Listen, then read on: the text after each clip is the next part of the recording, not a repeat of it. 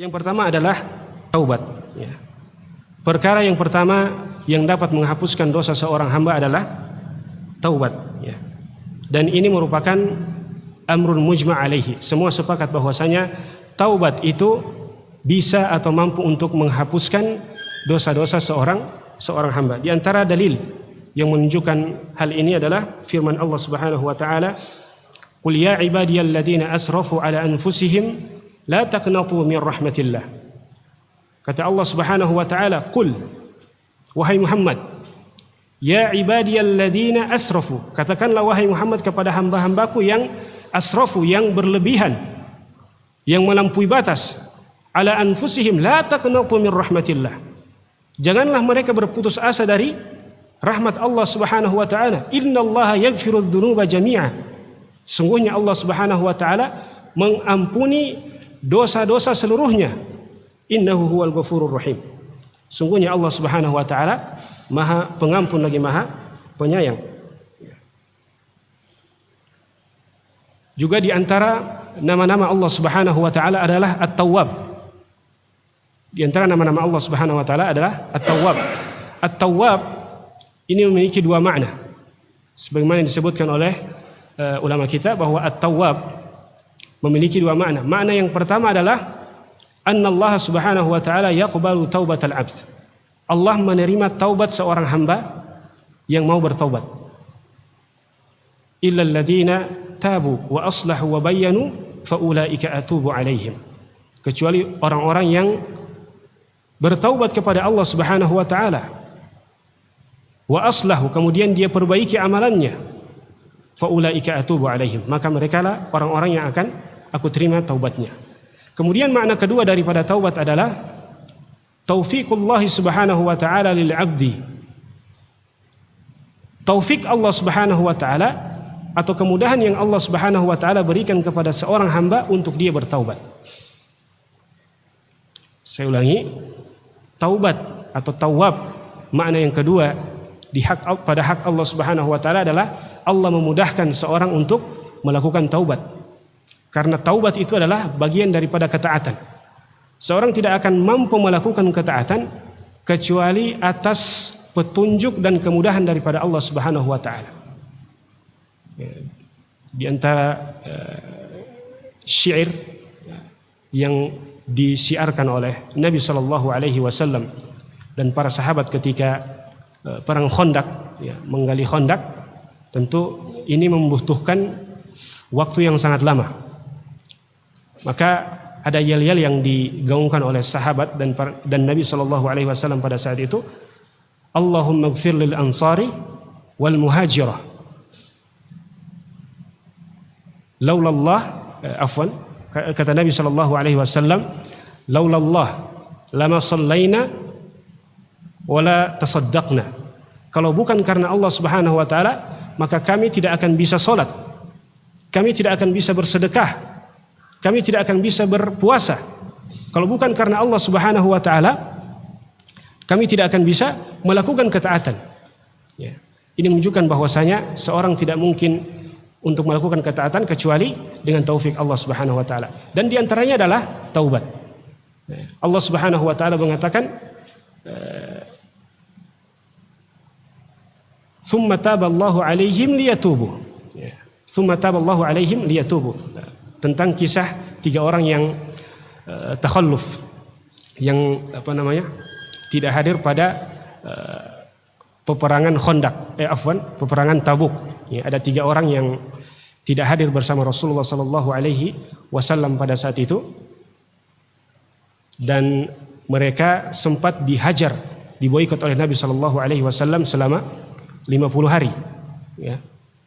Dan akhirnya Allah Subhanahu wa taala memberikan taubat kepada mereka, tapi Allah Subhanahu wa taala dalam ayat itu mengatakan, "Tsumma taba 'alaihim liyatubu."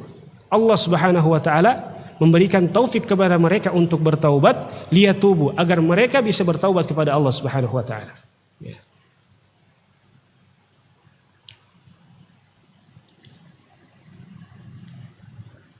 Dan taubat ini jamaah sekalian hormati Allah Subhanahu wa taala merupakan tugas seorang mukmin. Jangan kira bahwasanya taubat ini hanya tugasnya orang-orang awam. Ya. Taubat ini berlaku hatta untuk ustadz-ustadz. Ya. Karena sesoleh apapun seseorang, pasti dia tidak lepas daripada dosa. Ya. Kata Nabi SAW, istaqimu walan tuhsu. Istiqomahlah kalian walan tuhsu, dan kalian tidak akan mampu. Dan kalian tidak akan mampu. Artinya apa? Perintah untuk istiqomah itu benar. Tapi kemungkinan seseorang jatuh ke dalam dosa dan kesalahan itu pasti. Ya. Makanya kata Nabi SAW, kullu bani Adam khata' wa khairul khata'in at-tawwabun. Kullu bani Adam, setiap bani Adam, anak cucu Adam itu khata', bukan hanya berbuat salah, tapi khata', sering berbuat salah. Sering berbuat salah. Wa khairul khata'in, dan yang paling baik dari orang-orang yang sering berbuat salah itu adalah at-tawwabun. Orang yang tawab, bukan hanya taib, tapi tawab. Taib itu orang yang bertaubat. Tapi tawab orang yang sering bertaubat. Dan inilah yang kita butuhkan. Kenapa?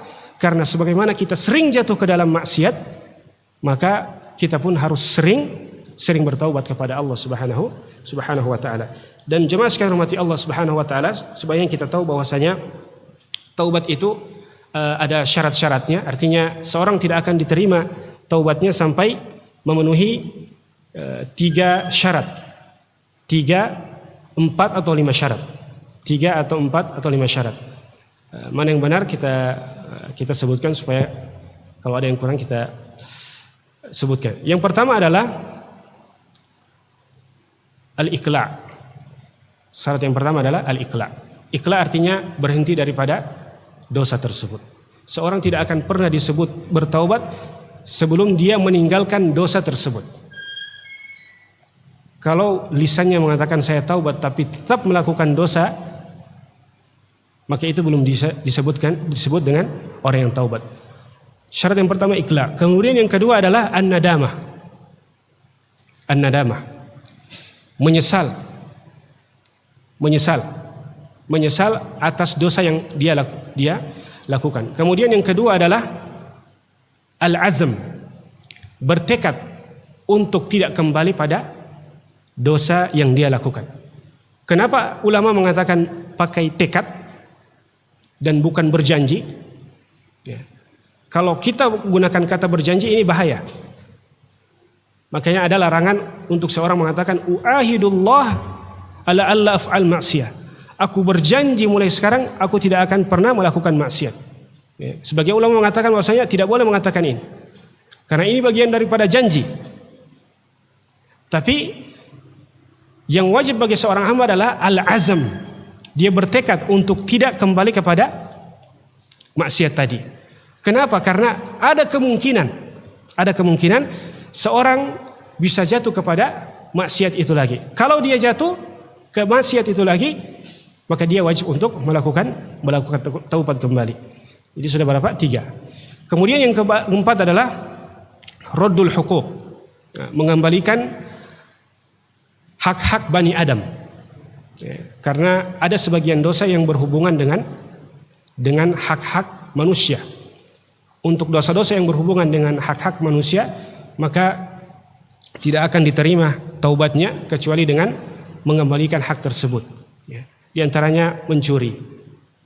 Taubatnya orang mencuri adalah mengembalikan apa yang pernah dia curi. Ya. Dosa orang bergibah.